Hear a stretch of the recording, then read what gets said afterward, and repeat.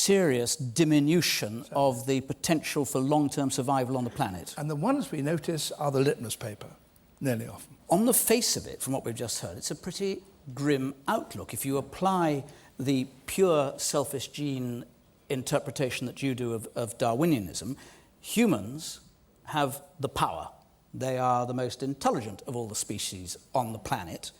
But the gene, if I understand your usual account of it, means that we as humans think short-term and cannot think in the future long-term, and therefore, paradoxically perhaps, are instrumental in our own downfall unless there is something more to the gene than I've outlined it.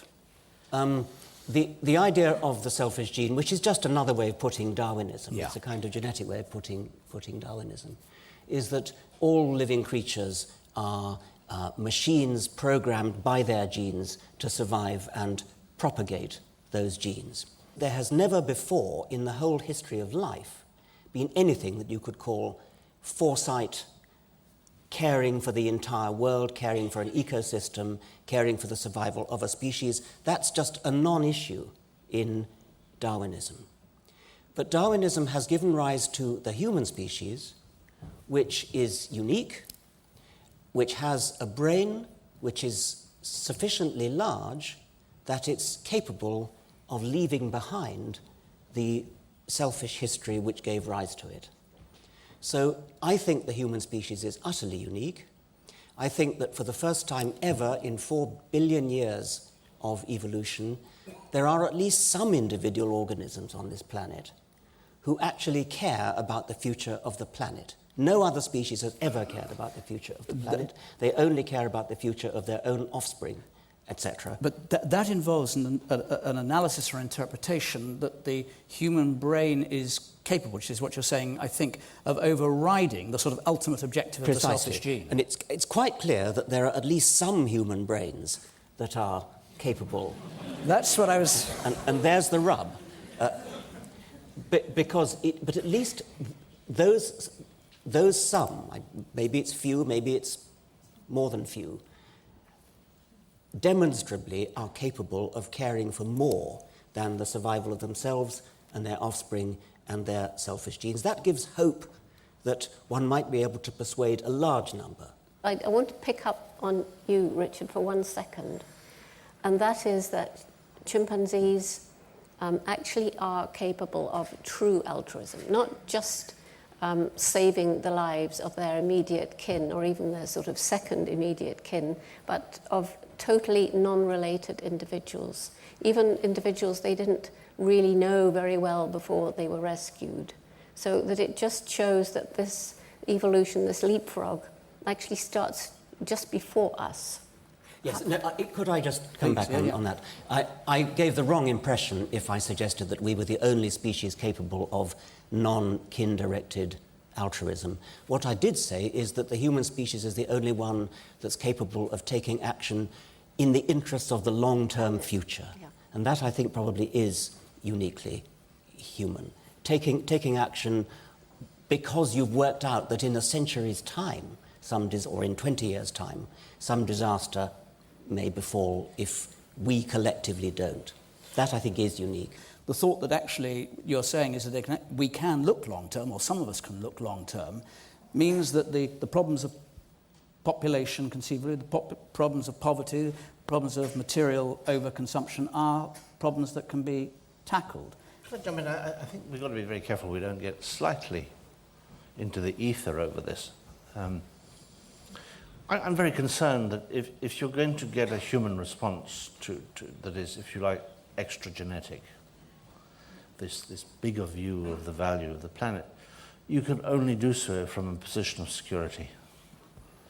If you haven't got, at the end of the day, a certainty that you can eat, if you haven't seen clear water since you were born, if you have absolutely no idea of the next time somebody starts to cough whether he or she will die, it's pie in the sky to be talking about extra genetic behavior. It has to be very selfish. And this is why I feel that the attack against poverty is very real, and I think we've got to understand. But I think there's a positive side to this, and I think we've got to recognize that whereas in California or perhaps in Britain,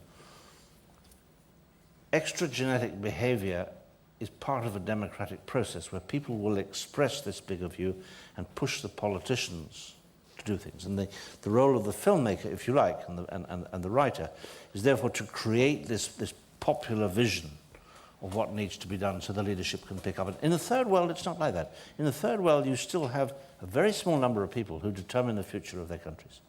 And it's much easier to persuade 100 people to take positive actions on environmental issues than it is to persuade 100 million.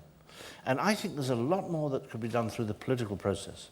And I don't know of any government official or any organization in public management who will opt for something that makes the environment worse.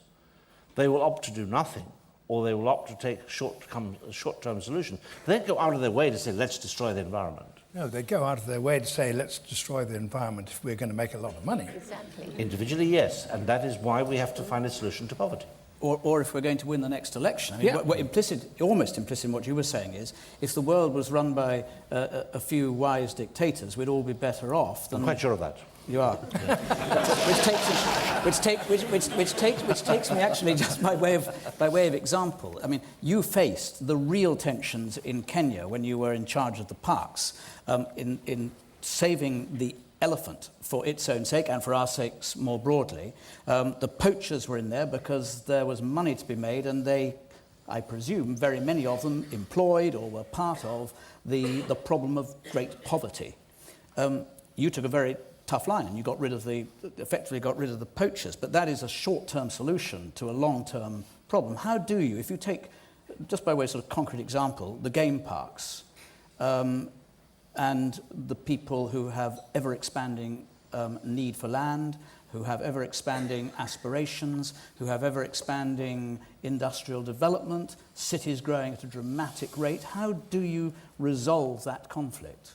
I think one of the things we have totally failed to do, and which I don't know necessarily the answer to, is we have to give nature, we have to give ecosystems, we have to give what we're trying to conserve a value.